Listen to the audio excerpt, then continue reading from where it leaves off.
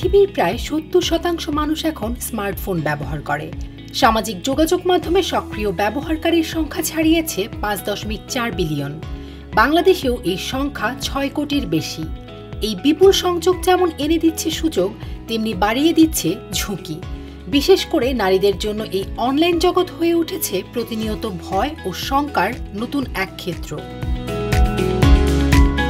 রাজধানীর আফতাবনগরে population services and training সেন্টারে অনুষ্ঠিত হয় যুব প্রাপ্তবয়স্ক মিথস্ক্রিয়া সেতুবন্ধন ও যৌথ ভবিষ্যৎ নির্মাণ শীর্ষক একটি গুরুত্বপূর্ণ সংলাপ।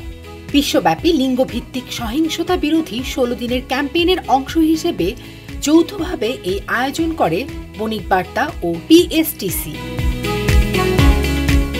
এই সংলাপের মূল লক্ষ্য ছিল ডিজিটাল হয়রানি মোকাবেলায় তরুণ প্রজন্ম ও অভিভাবকদের মধ্যে বোঝাপড়া, আস্থা ও সহযোগিতার সেতুবন্ধন গড়ে তোলা।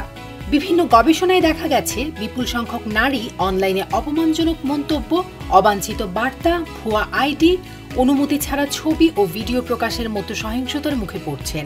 এর প্রভাব পড়ছে মানসিক স্বাস্থ্যে, বাড়ছে উদ্বেগ, হতাশা, ঘুমের ব্যাঘাত, কমছে আত্মবিশ্বাস। ঝুঁকির মুখে পড়ছে খুব অল্প বয়সে অনলাইনে প্রবেশ করা শিশুরাও। মূল প্রবন্ধ উপস্থাপনকালে ন্যাশনাল ইউথ নেটওয়ার্কের ভাইস চেয়ারপারসন ফাইজা রহমান অনিলা বলেন, আমাদের পুরো বিশ্বে ৮ বিলিয়ন পিপলের মধ্যে 5.78 বিলিয়ন পিপল স্মার্টফোন ইউজ করেন, অ্যান্ড তার মধ্যে এটা হচ্ছে almost 70.1% of the total population. এর মধ্যে 86% হলো অ্যাডাল্ট যাদের নিজেদের মোবাইল ফোন আছে, অ্যান্ড 68% অ্যাডাল্টের নিজেদের স্মার্টফোন আছে।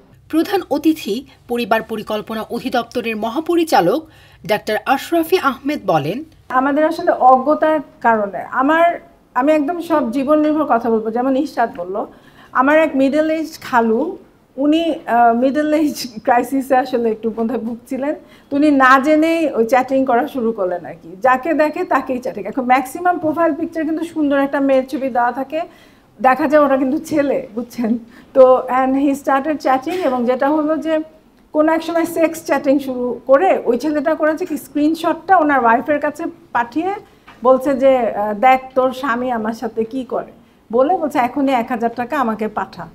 একদম আমার নিজের জীবনের ইয়ে। তো পিএসটিসির নির্বাহী পরিচালক নূর মোহাম্মদ বলেন, আমরা অনেকেরই ইয়াং পিপলের দেখেছি যে একাধিক ওটারদেরও দেখেছি যে একাধিক ফেসবুক আইডি আছে।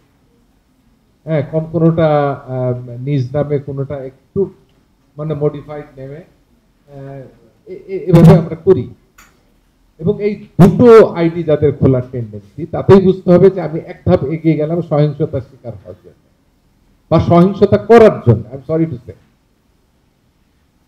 তো এইগুলো থেকে মানে দূরে থাকতে হবে। মানে একই নামে যদি মনে করেন, ইভেন এটা যদি আপনার বন্ধুও হয়, don't get connected to the two IDs. প্রিয়তা সুন্দরভাবে বলেছে যে আমার মানে আমার যে সোশ্যাল মিডিয়া পেজগুলো আছে সেগুলা হ্যাক হওয়ার অনেক সুযোগ আছে, কিন্তু আমি কতগুলো স্টেপ সিকিউরিটি দিয়ে রাখছি সেটা কিন্তু একটা ফ্যাক্টর। আমি আরেকটা কথা বলি যে আমরা যখন শুধুমাত্র আমাদের মেয়েদেরকে, আমাদের ছাত্রীদেরকেই শুধু শেখাতে হবে এমন নয়, ছাত্রদেরকেও বলতে হবে।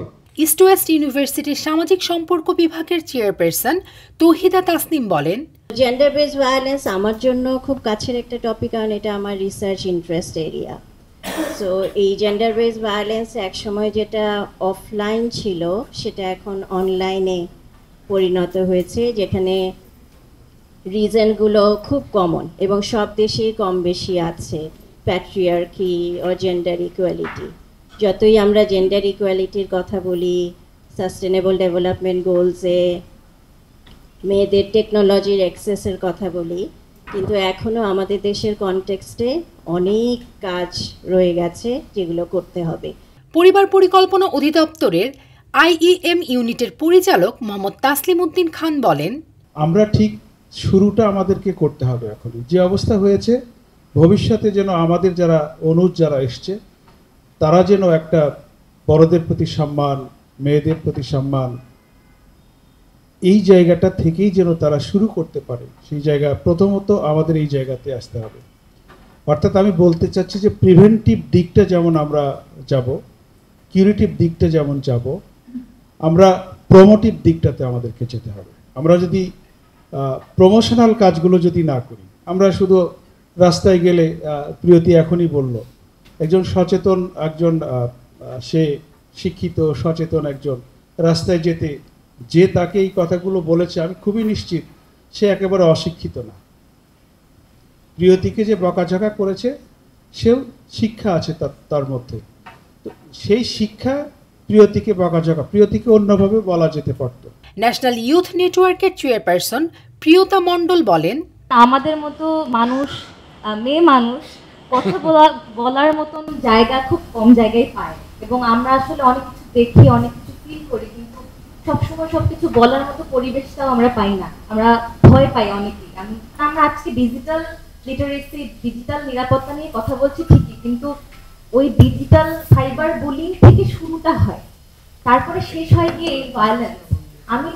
আমার গায়ের রক্ত গরম হয়ে গিয়েছিল, আমি অনেক খারাপ ফিল করেছি যে একটা মেয়ের গায়ে হাত তুললো, এত সাহস কি করে পেল? কিন্তু সাহসটা জুগিয়েছে আপনারা, আমরা যারা আমরা রুখে দাঁড়াইনি, আমরা কথা বলিনি। মেয়েদেরকে নিশ্চিত করতে হবে যে আমার সেফটি, আমার নিরাপত্তা আমাকে নিশ্চিত করতে হবে। এই সংলাপে তরুণ শিক্ষার্থী, গণমাধ্যম কর্মী ও গবেষকরা এক কণ্ঠে বলেছেন, ডিজিটাল সহিংসতা রোধে চাই সমন্বিত উদ্যোগ, দরকার সচেতনতা, আইন প্রয়োগ, পরিবারের ভূমিকা এবং সর্বোপরি প্রতিবাদের সাহস।